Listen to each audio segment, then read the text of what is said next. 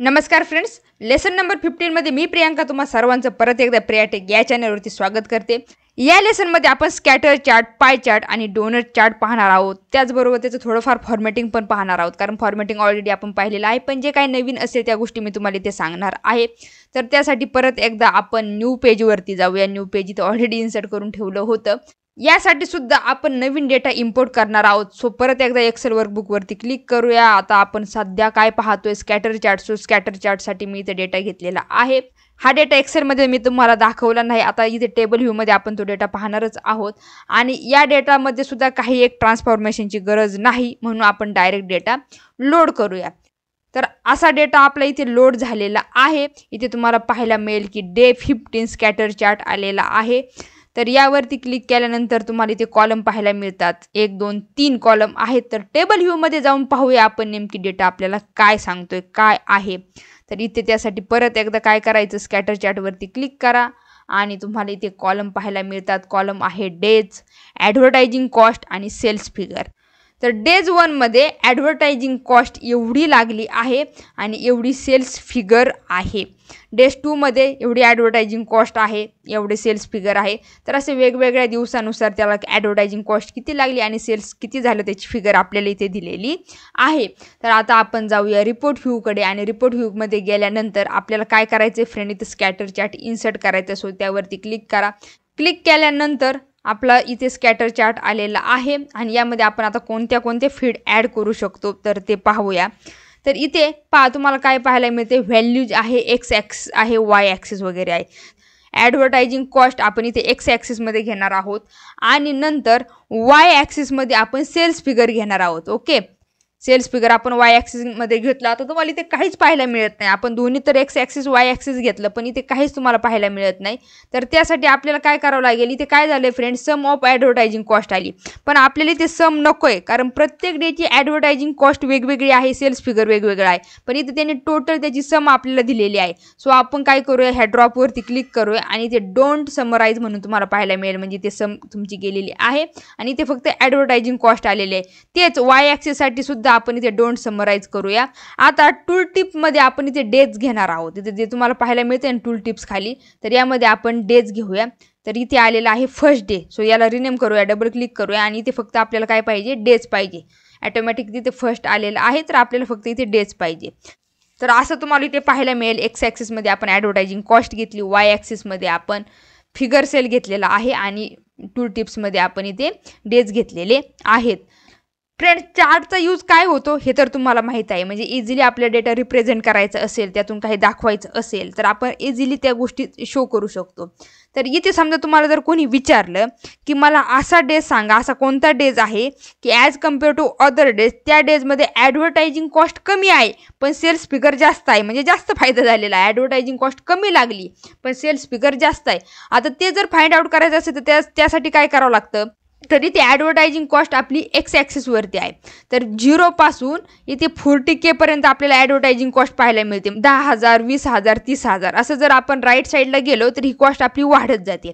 तसेच cells figure, cells किती झालाय तर हा 20,000 पासून इथे 80,000 पर्यंत तुम्हाला, म्हणजे खालून वर गेल्यानंतर आपला सेल्स इथे वाढत जातोय। आपल्याला काय पाहिजे की सेल्स जिथे जास्त झालाय, म्हणजे ह्या वरचे बबल्स पाहिजे आपल्याला, सेल्स जिथे कुठे जास्त झाले ते बबल्स आपण पाहणार आहोत। त्याचबरोबर जे एक्स ॲक्सिसमध्ये जे ॲडव्हर्टायझिंग कॉस्ट आहे ती ॲडव्हर्टायझिंग कॉस्ट आपल्याला कमी पाहिजे म्हणजे आपल्याला डावीकडील व्हॅल्यू पाहिजे, डावीकडील बबल, पण तो सगळ्यात उंच आहे, वरती आहे असा बबल आपल्याला इथे शोधावा लागणार आहे। तर तो आहे इथे पहा, दिसतोय तुम्हाला, यावरती माऊस पॉइंटर फिरवला मी इथे येलोमध्ये, तर तो आहे आपला डेज 45। तर या डे म्हणजे 45 डेजच्या दिवशी काय झालंय, इथे तुम्हाला ॲडव्हर्टायझिंग कॉस्ट डॉलरमध्ये किती पाहायला मिळते, 15,922 अँड सेल्स फिगर किती आहे 85,000, म्हणजे ॲडव्हर्टायझिंग कॉस्ट कमी आहे आणि सेल्स फिगर खूप जास्त आहे डे 45 मध्ये। समजलं? नंतर समजा तुम्हाला नेक्स्ट क्वेश्चन असा विचारला की मला असं दाखवा की जिथे सेल्स फिगर कमी आहे पण ॲडव्हर्टायझिंग कॉस्ट जास्त आहे. आता सेल्स फिगर कुठे पाहायला मिळेल तुम्हाला, तर इथे हे जे खालून वरती कमी सेल्स फिगर आहे, तर खालचा बबल आपल्याला शोधावा लागेल. पण ॲडव्हर्टायझिंग कॉस्ट त्याची जास्त असेल तरी ते राईट साईडला पाहावं लागेल. राईट साईड पण खालच्या बॉटम साईडला काय पाहायला मिळते आपल्याला, इथे पहा, इथे आहे आपला डेज 86 आणि या 86 मध्ये पहा ॲडव्हर्टायझिंग कॉस्ट $35,167 आहे आणि सेल्स फिगर आहे आपलं 25,969. म्हणजे ॲडव्हर्टायझिंग कॉस्ट किती आहे आणि ते सेल्स फिगर किती आहे, समजलं म्हणजे किती फरक झालेला आहे. इथे सुद्धा पहा, इथे पण गेल्यानंतर तुम्हाला दिसेल डेज 84ला इथे ॲडव्हर्टायझिंग कॉस्ट कमी आहे ॲज कम्पेअर टू 7,710 आहे. सेल्स फिगर इथे जास्त आहे. पण इथे जर तुम्ही गेले तर तुम्हाला इथे पाहायला मिळतंय की ॲडव्हर्टायझिंग कॉस्ट खूप जास्त आहे पण त्याच्या मानाने सेल्स फिगर खूप कमी आहे. म्हणजे असं तुम्ही इझिली लगेच फाइंड आउट करू शकता. म्हणजे तुम्हाला जर असं कोणी विचारलं की मला कम्पेअर सांगा 40,000 ते 60,000मध्ये सेल्स फिगर कुठे कुठे झाला आहे, तर तुम्ही लगेच असं इथे मिडलला पाहू शकता. तर काही सेकंदात तुम्ही ॲन्सर करू शकता. नंतर यावरती जर काही फॉर्मॅटिंग वगैरे करायचं असेल तर इथे फॉर्मॅट युअर व्हिज्युअल हा ऑप्शन आहे. हे पण आपण पाहिलेलं आहे. एक्स ॲक्सिस, वाय ॲक्सिस वगैरे, ग्रीड लाईन, झूम स्लायडर, इथे मार्कर्स आहे. तुम्हाला जर इथे काही मार्कर्स वगैरे म्हणजे याची चेंज करायचं असेल, हे पाहिजे इथे टाईप्स आहेत. तर याऐवजी तुम्हाला समजा स्क्वेअर घ्यायचे, सर्कल घ्यायचे, तर तुम्ही असे मार्कर वगैरे चेंज करू शकता. नंतर त्याचा कलर वगैरे चेंज करायचा असेल, आता हा कलर आहे, तुम्हाला जर इथे दुसरा कलर घ्यायचा असेल तर तुम्ही असा कलर वगैरे चेंज करू शकता. ट्रान्सपॅरन्सी पण पहा, अशी ट्रान्सपॅरन्सी कमी जास्त करू शकता. जर तुम्हाला फेंट लागत असेल किंवा डार्क लागत असेल तर ते तुम्ही इथे कलर वगैरे म्हणजे चेंज करू शकता. बॉर्डर द्यायची असेल म्हणजे बॉर्डर रिलेटेड इथे ऑप्शन पाहायला मिळेल तुम्हाला. तर हे मार्कर्स आहेत. झूम स्लायडर वगैरे तुम्ही इथे ऑन करू शकता. असं झूम स्लायडर तुम्हाला इथे पाहायला मिळेल. नंतर कॅटेगरी लेबल जर ठेवायचे असतील असे कॅटेगरी लेबल सगळीकडे येणार आहेत. सो त्याची गरज नाही कारण खूप खिचडी होती इथे. तर आपण ऑफ करूया कॅटेगरी लेबल वगैरे. तर हे असे फॉर्मॅटिंगचे ऑप्शन आहेत. आता हे काय तुम्हाला सांगायची गरज नाही, तुम्ही स्वतः इथे जाऊन ते सर्व काही पाहू शकता. एवढं मी तुम्हाला इथपर्यंत आणून सोडलेलं आहे, एवढं मी तुम्हाला एक्सप्लेन केलेलं आहे अगोदरच्या पार्टमध्ये आणि तुम्ही ते पार्ट नक्की पाहिले असतील. हे काय रिप्रेझेंट करतं फ्रेंड्स हे तुम्हाला समजले असेल. जे आपण इथे एक्स ॲक्सिस आणि वाय ॲक्सिसमध्ये आपण जी व्हॅल्यू टाकलेली आहे आणि टूल टिप्समध्ये आपण डे टाकलेले आहे, तर त्यानुसार कोणत्या डेमध्ये किती सेल्स झाला आहे किंवा किती ॲडव्हर्टायझिंग कॉस्ट झालेली आहे हे इझिली आपल्याला इथे फाइंड आउट होते. आणखीनसुद्धा यामध्ये गेल्यानंतर तुम्हाला इथे बिल्ड व्हिज्युअलमध्ये गेल्यानंतर पहा, इथे तुम्ही काय काय ॲड करू शकता. इथे लिजंट वगैरे तर ॲड करू शकता. नंतर इथे साईज आहे, प्ले ॲक्सिस वगैरे आहे, साईज म्हणजे हे बबलची साईज वगैरे तुम्हाला जर हे करायची असेल तर साईज वगैरे तुम्ही ह्या फीड ॲड करू शकता. पण आपल्याकडे जेवढा डेटा होता, जेवढा कॉलम होते तेवढे आपण हे केलेले आहेत कारण तुम्हाला हे समजणं महत्त्वाचं आहे. तर तुम्ही हे सुद्धा फीड इथे आणखीन ॲड करून रिझल्ट पाहू शकता. तर हे तुम्हाला समजलं फ्रेंड्स स्कॅटर चार्टचा यूज काय होतो ते. आता नेक्स्ट चार्ट पाहण्यासाठी आपण आणखीन एक पेज इन्सर्ट करूया. न्यू पेज घेऊया, पेज नंबर 4 आणि यामध्ये आपण पाय चार्ट वगैरे पाहूया. सो पाय चार्ट तुम्हाला कुठे पाहायला मिळेल, इथेच तुम्हाला शेजारीच लगेच पाय चार्ट आहे, यावरती क्लिक करा. पाय चार्ट आपला इथे येणार आहे. पाय चार्टमध्ये आता कोणत्या कोणत्या फील्ड द्यायच्या हे लक्षात घ्या. तर पाय चार्टमध्ये फील्ड देताना एक गोष्ट लक्षात ठेवा की ज्या कॉलममध्ये मल्टिपल व्हॅल्यू नाहीत असाच कॉलम तुम्ही इथे पाय चार्टमध्ये द्या. जर जास्त व्हॅल्यू असतील तर इथे खिचडी होऊ शकते. तर पाय चार्टसाठी समजा आपल्याकडे जो अगोदर सेल्स डेटा आहे तोच घेऊया आपण. हे सगळं मिनिमाइज करूया. सेल्स डेटावरती क्लिक करून तो एक्सपांड करूया आणि इथे समजा लिजंटमध्ये इथे फर्स्ट आहे आपलं लिजंट. तर लिजंटमध्ये आपण घेऊया, लिजंटमध्ये काय घ्यायचं, लिजंटमध्ये आपण घेऊया डील साईज. नंतर इथे तुम्हाला व्हॅल्यूज पाहायला मिळतील. तर व्हॅल्यूजमध्ये जे आपण कायम घेतो क्वांटिटी ऑर्डर वगैरे, तर ते व्हॅल्यूजमध्ये घेऊया. हे पहा इथे तुम्हाला पाय चार्ट आलेला दिसेल. पण तुम्हाला जर याचा सेल्स काढायचा असेल, आता इथे टोटल सेल्स नाही आलेलं, सम ऑफ क्वांटिटी ऑर्डर आलेली आहे. जर तुम्हाला याचा सेल्स काढायचा असेल तर त्यासाठी आपण डॅक्स फॉर्म्युला पुढे पाहणार आहोत. या डेटामध्ये सेल्स नाहीचे, पण जर तुम्हाला सेल्स वगैरे काढायचं शिकायचं असेल तर त्यासाठी पुढे आपण डॅक्स फॉर्म्युला पाहणार आहोत. आणखीन काही लेसन आपले व्हिज्युअल झाल्यानंतर आपण डॅक्स फॉर्म्युल्याकडे वळणार आहोत. ते फॉर्म्युला आपण सुरुवात करणार आहोत. इथे काय झालं, इथे तुम्हाला पाहायला मिळेल इथे जे आपले डील साईज आहेत मीडियम, स्मॉल, लार्ज, त्यानुसार आपल्याला इथे माऊस पॉईंटर फिरवल्यानंतर क्वांटिटी ऑर्डर पण पाहायला मिळते. त्याची किती क्वांटिटी ऑर्डर आहे अशी इथं बाहेर तर आहेत, पण टोटल क्वांटिटी ऑर्डर आपल्याला इथे पाहायला मिळते. तर हा झाला आपला पाय चार्ट. आणि जर तुम्ही पुढे नेक्स्ट तुम्हाला इथे पहा, इथे डोनर चार्ट पाहायला मिळेल. यावरती क्लिक केल्यानंतर हा झाला डोनर चार्ट. म्हणजे पाय चार्टमध्ये काय होतं आणि डोनर चार्टमध्ये काय फरक आहे, फक्त डोनर चार्टमध्ये जे मध्ये ते तुम्हाला इथे ब्लँक पाहायला मिळतं, तर पाय चार्टमध्ये इथं पूर्ण फिल झालेलं आहे. अदर थिंग्स तर तुम्हाला इथे सर्व सेमच दिसतील. फक्त इथे काय झालेलं आहे, हे पूर्ण आहे. तर जे आपला डोनट चार्ट आहे तर डोनट तर तुम्हाला माहीतच असेल, ते मध्ये जसं एम्प्टी असतं तसं तो डोनट चार्ट इथे आपल्याला पाहायला मिळतो. सो परत आपण इथे पाय चार्टवरती क्लिक करूया आणि याचं थोडंसं बेसिक फॉर्मॅटिंग पाहूया. फॉर्मॅट युअर व्हिज्युअलवरती गेल्यानंतर इथे आपल्याला लिजंट वगैरे पाहायला मिळतात. लिजंटमध्ये तुम्हाला इथे पोझिशन, म्हणजे आता हे सेंटर राईटला आहे, हे जे लिजंट आहेत ना, हे जर टॉप लेफ्टला घ्यायचे असेल तर टॉप लेफ्टला, मिडलला घ्यायचे असेल तर तुम्ही इथे सेंटरला घेऊ शकता. तेच मिडल सेंटर एकच. नंतर टेक्स्ट आहे त्या लिजंटचा, तुम्हाला टेक्स्ट त्याचं काय तुम्हाला बोर्ड वगैरे करायचं असेल तर तुम्ही ते बोर्ड वगैरे करू शकता. टायटल, तुम्हाला ही डील साईज टायटल ठेवायचं असेल तर ठेवा, नसेल तर तुम्ही असं ऑफ करू शकता. तर हे लिजंटचं फॉर्मॅटिंग तर काय तुम्हाला सांगायची गरजच नाही आहे. नंतर नेक्स्ट आहे फ्रेंड्स इथे स्लायसेस. तर स्लायसेसमध्ये जे हे कलर आहेत ना, हे जे याला काय म्हणतात, स्लायसेस म्हणजे तुकडा, हे जे सर्कलचे तुकडे झालेले आहेत, तर यांचे कलर वगैरे जर चेंज करायचे असेल तर तुम्ही त्यांचे कलर वगैरे चेंज करू शकता. पहा असे ऑप्शन आहे तुम्हाला इथे, तुम्ही कलर सिंगल याचा कलर चेंज करायचा आहे, मीडियम स्मॉल लार्ज याचे कलर वगैरे चेंज करू शकता.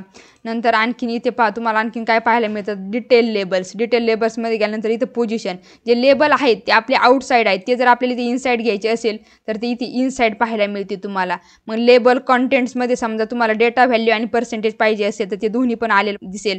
फक्त डेटा व्हॅल्यू पाहिजे असेल तर डेटा व्हॅल्यू येणार. कॅटेगरी पण पाहिजे असेल तर त्याचे कॅटेगरीज फक्त पाहायला मिळणार.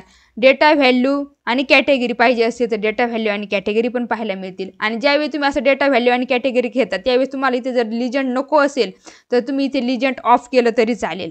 नंतर इथे व्हॅल्यूजवरती गेल्यानंतर तुम्हाला ते बोर्ड वगैरे करायच्यात का त्या व्हॅल्यू, त्याचा कलर वगैरे चेंज करायचा असेल, ब्लॅक वगैरे द्यायचा असेल तर तुम्ही असा कलर वगैरे चेंज करू शकता. नसेल व्हाईट ठेवायचं तर व्हाईट ठेवा, आणखीन डार्क ब्लॅक करायचं असेल तर असा डार्क ब्लॅक वगैरे करू शकता. बॅकग्राऊंड ठेवायचं असेल त्याचं तर बॅकग्राऊंड ऑन करा. तर बॅकग्राऊंड ऑन केल्यानंतर हा कलर दिसत नाही. सो आपण जर हा व्हाईट दिला तर तुम्हाला व्यवस्थित बॅकग्राऊंड वगैरे पाहायला मिळेल. हे डिस्प्ले युनिट वगैरे तुम्हाला तर माहीतच आहे. हे नन केलं किंवा ॲटो केलं तर नन म्हणजे डायरेक्ट इथे व्हॅल्यू पाहायला मिळतात. सो तुम्ही इथे ॲटो वगैरे करू शकता. डेसिमल प्लेसेस पाहिजे असेल तर त्या ठेवू शकता. हे तुम्हाला सांगायची गरज नाही, हे तुम्हाला माहीतच आहे. लिजंट ऑफ केलं तर तुम्ही हे जे वरती लिजंट येत होतं, कारण जर इथे जर तुम्हाला कॅटेगरी मिळत असती तर लिजंटची गरज नाही. सो तुम्ही ते ऑन ऑफ तुम्हाला पाहिजे तसं ठेवू शकता. डिटेल्स लेबल्समध्ये पहा इथे इनसाईड घेतलं, तुम्हाला फक्त पर्सेंट ऑफ टोटल पाहिजे असेल तर तुम्ही तेवढंच फक्त इथे ठेवू शकता. स्लायसेस पाहिलं, डिटेल लेबल्स पाहिलं. आता इथे रोटेशन, जर तुम्हाला असं रोटेशन वगैरे करायचं असेल तर तुम्ही असं रोटेशन वगैरे पण याचं करू शकता. तर असं हे काही फॉर्मॅटिंग आहे, ते फॉर्मॅटिंग पण आपण बोलता बोलता पाहिलेलं आहे. जे नवीन होतं ते फॉर्मॅटिंग ते तुम्हाला सांगणं गरजेचं होतं.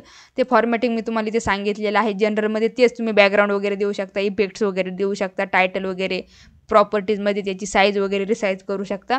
तर हे झाला आपला फ्रेंड्स पाय चार्ट. आणि याचंच परत जर तुम्हाला डोनटमध्ये कन्वर्ट करायचं असेल तर फक्त या डोनटवरती क्लिक करा.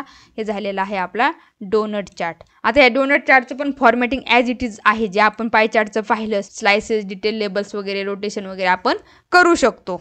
आता हे समजा आपण परत एकदा पाय चार्टमध्ये कन्व्हर्ट करूया.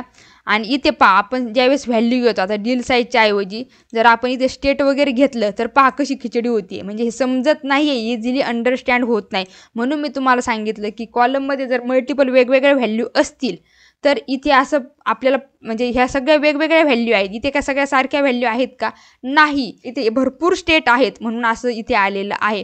सो तुम्हाला जर ज्यावेळी इथे लिजंटमध्ये जे काय तुम्ही इथे ॲड करणार आहात तर त्यामध्ये शक्यतो जास्त व्हॅल्यू नको त्या कॉलममध्ये. म्हणून मी तुम्हाला सांगितलं की 2-3 व्हॅल्यू ठीक आहे, पण जर जास्त असतील तर प्रॉब्लेम येऊ शकतो. आता समजा हे घेतलं तुम्ही ऑर्डर लाईन नंबर घेतलं तर पहा ऑर्डर लाईन नंबरमध्ये किती आहेत, एवढे ऑर्डर लाईन नंबर आहे. तुम्हाला एवढे ऑर्डर लाईन नंबर वगैरे पाहायला मिळतात.